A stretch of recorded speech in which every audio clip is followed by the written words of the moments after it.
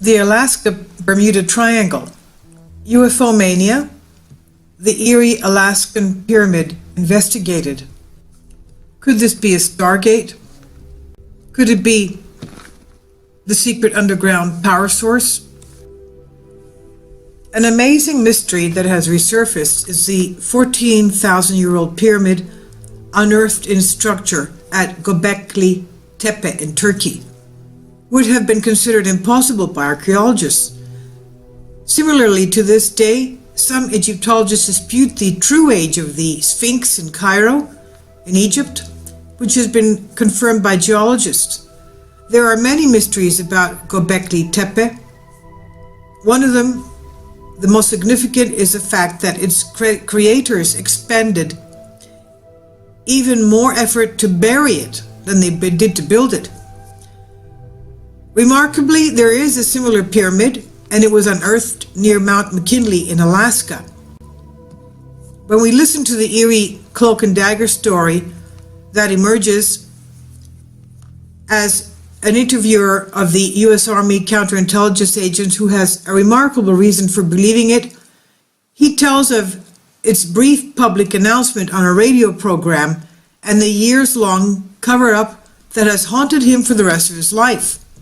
The Stargate of Alaska's Dark Pyramid, the secret underground power source west of Mount McKinley, is a power generator. It can generate enough power for the whole North Slope, all of Alaska, and the whole country of Canada. It identified as being much larger than the Great Pyramid of Giza. This is according to former military intelligence analyst Douglas A. Mustler. He had contacted investigative journalist Linda Moulton Howe concerning what he knew about this. So is there an ancient dark pyramid in Alaska? Farewell Airport could have been a forward staging area to bring in equipment and supplies by helicopters to the square that you mentioned. This is what airline pilot and retired U.S. Air Force Lieutenant Colonel said. The pilot told my dad the Alaska site was every bit as hush-hush as the Manhattan Project. The pilot also told him that it was not a nuclear device, it was not made by man. Nobody is supposed to know this place even exists. This thing is some kind of power generator, and it's thousands of years old. It's made out of some kind of stone, like a pyramid. They don't know where it came from, who made it, or how it works, but it can generate enough power to power the whole North Slope of Alaska and probably the whole country of Canada, said Bruce L. Pearson of New Jersey. In my ongoing efforts to understand the alleged underground and ancient dark pyramid of Alaska could be true, Earthflies hired Alaskan aerial photographer Frank Flavin to fly in a helicopter on September 26, 2012, over the green square latitude-longitude discovered in Google Earth by a retired Navy captain and described in earlier Earthflies report that include the alleged underground pyramid structure west of Mount McKinley has provoked a lot of email since my original Earthflies and Coast to Coast radio interview with Doug Muschler, retired U.S. Army counterintelligence warrant officer, with information about an underground pyramid that was posted on July 26, 2012. This is updates parts 1 to 3 on Earthflies. On July 27, 2012, I received more email information about a dark pyramid underground in Alaska, west of Mount McKinley, from a 46-year-old adopted son of the retired Western Electric engineer who allegedly worked between 1959, the year Alaska became a state, and 1961 on a powerful electrical system emanating from a very large underground pyramid of unknown origin in Alaska. And we have to see update Real X-Files Part 1 of Earthflies. That latitude-longitude I wanted to investigate about 50 miles southwest of Mount McKinley is Google Earth latitude-longitude 63 degrees, 17 minutes, 51 seconds north. I'll leave the coordinates here for you. The elevation there is 1,150 feet. The helicopter image below was taken from 3,000 feet altitude, but does not show a green square. The site is more like a ragged-edged circular area about the size of a football field, in which the black spruce trees do not grow thickly as the spruce do around the site. The marked path might be more related to animal traffic than historic cleaning up terraforming, but there are more questions in the rest of this Earthflies report. The nearest flowing water is Fish River, and about 5 miles away towards Mount McKinley is the unusually named High Power Creek. An Alaskan geologist found in his 1998 edition of Alaska Place Names Dictionary by Scarp Exploration Inc. this listing for the High Power Creek name reported by USGS in 1958. This is what it says. High Power Creek, stream, head is in Mount McKinley National Park, flows northwest, then southwest 58 miles to Swift Fork Kuskokwim River, 55 miles northeast of Medfra, Kuskokwim Lowland, 68 degrees 25 minutes north. This is the 1964 map 89. Variant names are Black Creek, High Power Creek, Slow Fork, Kuskokwim River, Slow Fork, Swift Fork, Kuskokwim River. Local name reported by USGS in 1958. I asked the retired Navy captain why the darker green square he discovered in Google Earth wasn't from 3,000 feet from the helicopter on September 26, 2012. The Navy captain emailed on September 27, 2012 and said, Linda, seasonal variation of flora. We don't know when Google Earth image was taken with respect to month or year. From the image in Google Earth, the reason the square stands out is because there is color differentiation between the 4 sides of the square and the surrounding flora. The area in general has 2 shades of green, one darker green which outlines the square, and several other abstract shapes in the same general vicinity, and a lighter greenish yellowish tan color that seems to define the areas adjacent to the numerous creeks and streams in the surrounding area.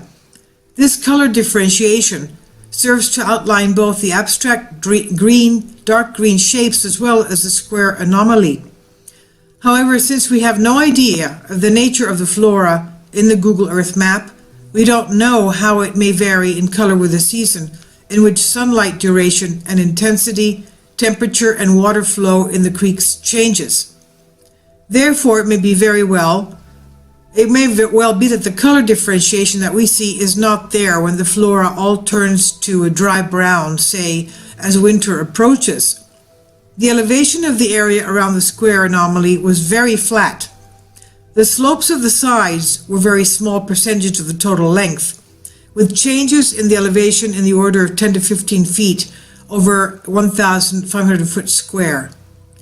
It's also worth noting that while we tried to study the anomalous square site in Google Earth, we are frustrated by out-of-focus blurring below a certain altitude, while other surrounding areas are clearly in focus down to tree sizes. The same focus problem occurs at High Power Creek. No low-altitude images are in focus. Is this selective blurring deliberate? Further, I learned that in 1998, the Pacific Air Force's PACAF initiated Operation Clean Sweep, in which abandoned White Alice and Dew Line stations in Alaska were remediated and the land restored to its previous state. Could the surface land above the alleged park pyramid have been cleaned up as well? This was Linda Moulton Howe, Earthflies, report of the 30th of November of 2012. Meantime, people are still disappearing in this part of the Alaska Bermuda Triangles. People and planes are vanishing in the Alaska Triangle. This is an article of January 5th, 2016. Cryptozoologist Ken Gerhard told C2C about Alaska's unsettling number of missing persons and cases and strange instances of plane disappearances in the region known as the Alaska Triangle. It was a new History Channel program, Missing in Alaska. Gerhard marveled that an astonishing 53,000 people have gone missing in the state since 1988. The troubled average of 500 to a few thousand people disappearing each year is made all the more remarkable by the fact that Alaska only has a population of around 600,000 people to begin with. That's about 4 in every 1,000 people that go missing without a trace.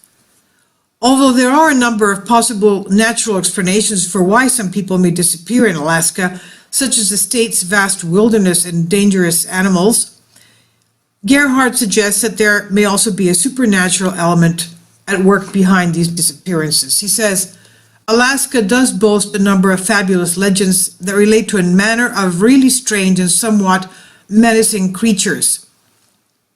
He notes that the state also has a rich history of UFO events as well.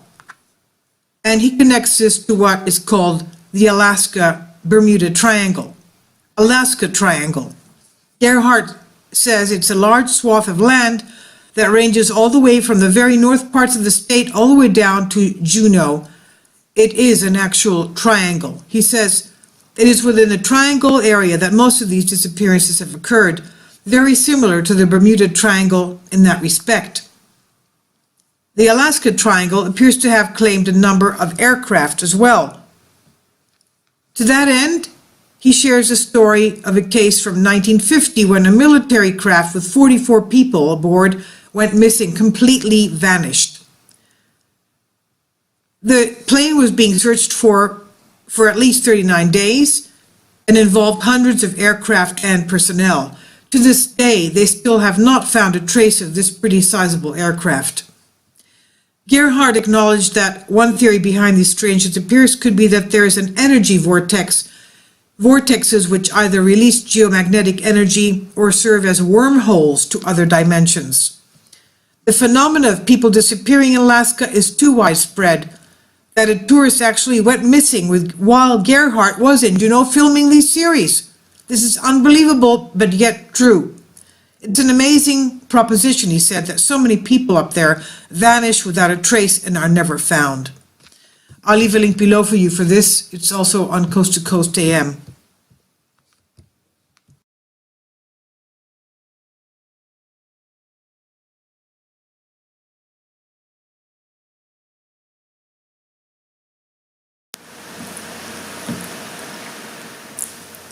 If you'd like to join me on my Patreon account, you will hear content not covered by mainstream media. These riveting stories will be based on my research, and I will state my opinions and give my personal insight on diverse and controversial subjects and world events not covered by mainstream media, and not supported by YouTube guidelines. So whatever I have on my Patreon, most of those will not be on my YouTube channel. Please consider becoming a member today. More of the most significant and important videos will be on my Patreon channel. Your support helps me to continue my research and keeps this YouTube channel alive. And we depend on your support, your generous charity, because we help economically challenged families here in Athens, Greece, in Kapota, and we also help the young generation with university tuition and the community around our church. Thank you.